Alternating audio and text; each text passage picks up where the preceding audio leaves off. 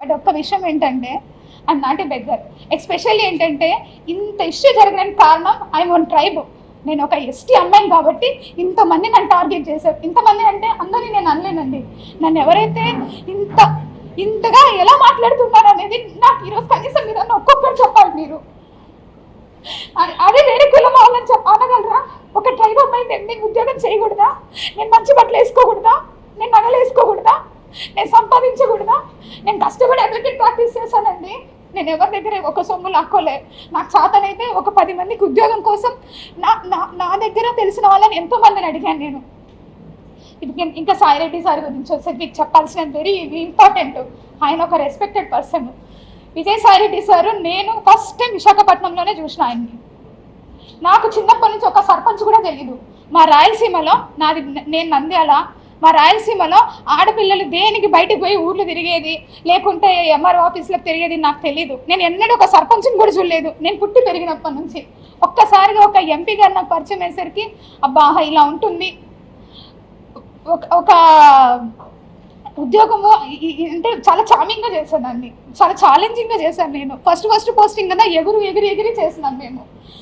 So నేను సార్తో ప్రేమ సమాజం అనే ఒక ఇన్స్టిట్యూషన్ ఉంది. అది ఎండోమెంట్ డిపార్ట్మెంట్లో పబ్లికేషన్ అయి ఉంది. సెక్షన్ 6C అంటే ఒక అసిస్టెంట్ కమిషనర్ కంట్రోల్లో ఉన్న ఇన్స్టిట్యూషన్ అది. ఆ సమాజంకి 30 ఎకరాల ల్యాండ్ ఉంది. ఆ ల్యాండ్ అంతా కూడా బీచ్ రోడ్లో ఉంటుంది. అందులో సాయి ప్రియ రిసార్ట్స్ అని ఉంది. ఆ రిసార్ట్స్ వాళ్ళు 30 ఎకరాల భూమిని వాళ్ళొక్కరే ఎంజాయ్ చేస్తూ చాలా తక్కువ అమౌంట్ నాకు గుర్తులేదు, అప్ టు 5 lakhs లోపే ఉంది. చాలా తక్కువ అమౌంట్ని వాళ్ళు పే చేస్తూ ఉన్నారు. అది నా దృష్టికి వచ్చింది సార్ ద్వారా. సరే అనేసి నేను ఇన్స్పెక్షన్కి వెళ్ళాను. అప్పటికే నాకంటే ముందు ఒక 10 మంది ఆఫీసర్స్ చూసింటారు అలాంటి, కానీ ఎవ్వరు ఎవిక్షన్ చేయించలేదు. నేను పోయినాను, సాయి ప్రియ సార్ వాళ్ళతో మాట్లాడాము. సార్ అన్నారు మేము ఇది వాడుకుంటున్నాం, మిగిలిందంతా కూడా ఖాళీగా ఉందన్నారు. Then I said that sir మీరు అలా ఉన్నప్పుడు మరి మా భూమి మాకు ఇచ్చేయండి, మాకు అప్పచెప్పండి. ఆ ప్రేమ సమాజం వాళ్ళు వేరే వాళ్ళకి అయినా లీజ్కి ఇచ్చుకుంటారు, వాళ్ళు ₹1 బెనిఫిట్ పొందుతారు అన్నారు. మరి వాళ్ళు ఒక లిస్ట్ ఇస్తారు. ఆ లిస్ట్లో కమిషనర్ అల్టిమేట్ అథారిటీ ఉంటుంది. ఆ అల్టిమేట్ అథారిటీ కోసం సార్ వాళ్ళు కూడా మాకమ్మ ఇవన్నీ కూడా ట్రస్ట్ బోర్డులు ఎన్ని ఉన్నాయో అడగండి. ఆ విధంగా డిపార్ట్మెంటల్ ఇష్యూసే మాట్లాడినాం సార్తో.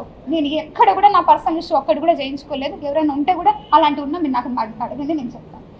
ఈ విధంగా పరిచయమైన వ్యక్తి, ఆయన వయసు ఏంది, నా వయసు ఇప్పుడు 35 ఏళ్ళు, ఆయన వయసు 68 ఏళ్ళు. ఎట్లా మాట్లాడతారు మీరు? అంటే ఏ ఆఫీసరు ఏ ఎమ్మెల్యేతో మాట్లాడద్దా? ఏ మినిస్టర్తో మాట్లాడద్దా? ఏ ఆఫీసర్లు మాట్లాడద్దా? ఇప్పుడు నేను మీతో మాట్లాడుతున్నాను, ఇంత మాత్రాన మీకు నాకు ఏమైనా రిలేషన్ ఉన్నట్టా? ఒక ఆడపిల్ల మాట్లాడకూడదా? అంత పెద్ద ఆయనతో మీరు మాట్లాడేటప్పుడు కనీసం నేను ఇక్కడే ఉన్నానుగా, సస్పెన్షన్ పీరియడ్లో ఊరు దాటకూడదని నాకు ఇచ్చారు ఆర్డరు. ఆ మూమెంట్లో మీరు నన్ను అడిగి ఉండొచ్చుగా, నా నెంబర్ ఎవరి దగ్గర నుంచైనా తీసుకొని ఉండొచ్చు మీరు. సో మీరందరూ రాసినారు, మీరందరూ మీన్స్ ఎవరెవరైతే ఎలిగేషన్ వేసినారో రాసినారు, బాగుంది. ట్విట్టర్ గురించి మీరు కామెంట్ చేశారు. నేను ట్విట్టర్లో పోస్ట్ చేయకూడదా?